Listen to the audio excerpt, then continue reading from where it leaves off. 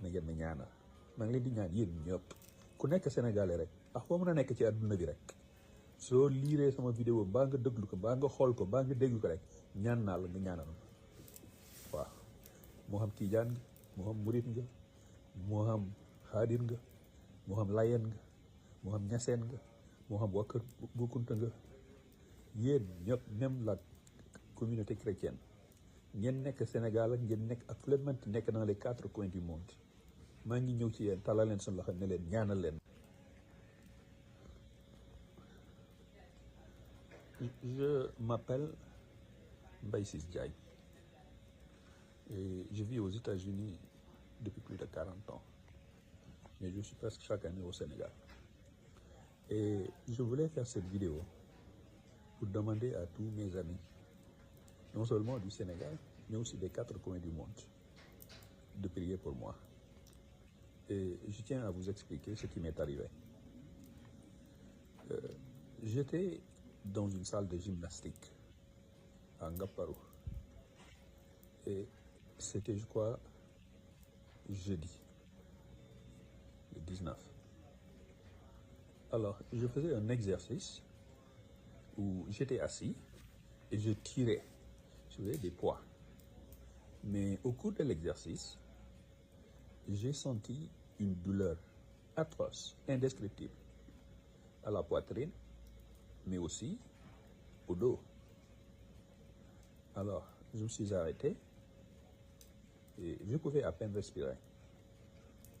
Et après quelque temps, je me suis levé pour aller m'asseoir.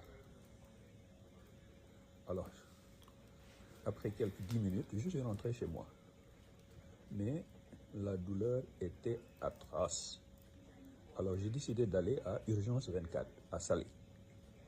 Et je dois dire que je leur dois des remerciements, beaucoup de remerciements. Parce qu'ils se sont beaucoup fatigués. Ils ont beaucoup fait pour moi. Alors, ils ont fait des analyses médicales, ils ont fait des batteries de tests.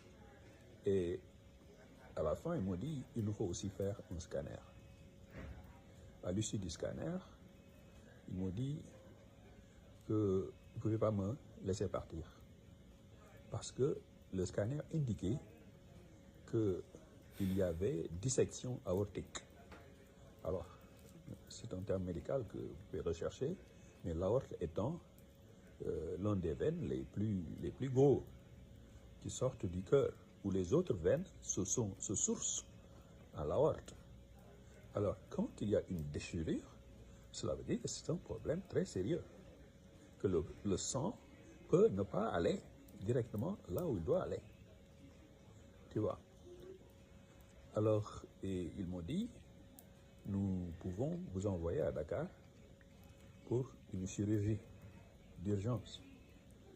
Mais j'ai décliné l'ordre parce que j'ai eu 2 frères qui ont été opérés à Dakar et aucun d'eux n'a survécu. Alors je l'ai dit, non, je préfère retourner aux États-Unis. Alors ils m'ont dit, dans ce cas-là, tu dois rentrer immédiatement.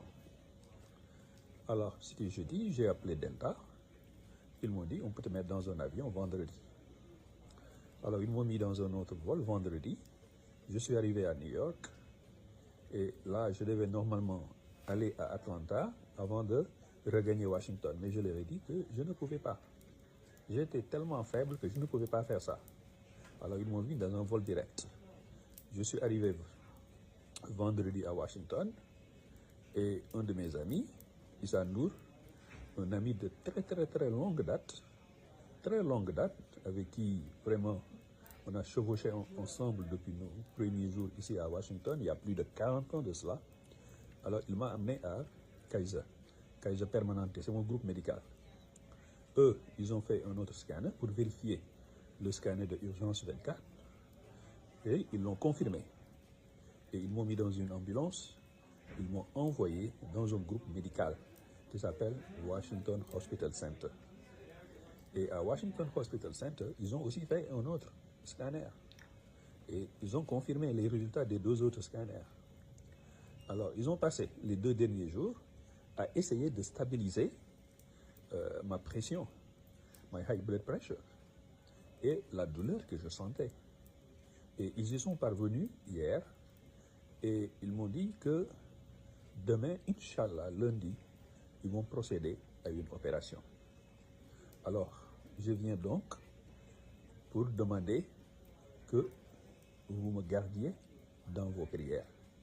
Na ngeen ma ñaanal maa ngi leen di ñaan yéen ñëpp ku nekk Sénégalais rek ak foo mën a nekk ci àdduna bi rek soo liiree sama vidéo mbaa nga déglu ko mbaa nga xool ko mbaa nga déglu ko rek ñaan naa la nga ñaanal ma waaw moo xam Tijaan nga moo xam Murit nga moo xam Xaadir nga moo xam Layen nga moo xam Ñaseen nga moo xam waa Kër Bu Kunta nga yéen ñëpp même la communauté chrétienne ngeen nekk Sénégal ak ngeen nekk ak fu leen mënti nekk dans les 4 coins du monde maa ngi ñëw ci yéen talal leen seen loxo ne leen ñaanal leen ma c'est demain que je vais faire ça te maa ngi ñaan ngeen ñaanal ma ngeen garder ma dans vos prières.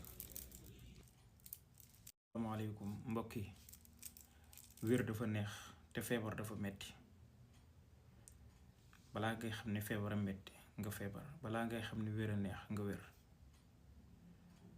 kon jëmm ji sàkkuwul ci ñun dara lu dul ñu ñaanal ko kon kenn ku ci nekk nanga ko mën a ñaanalee na nga tàllal say loxo nga ñaanal ko yàlla defal ko jàmm li mu bëgg suñ borom sauvé ko ci loolu opération réussir ci jàmm ak salaam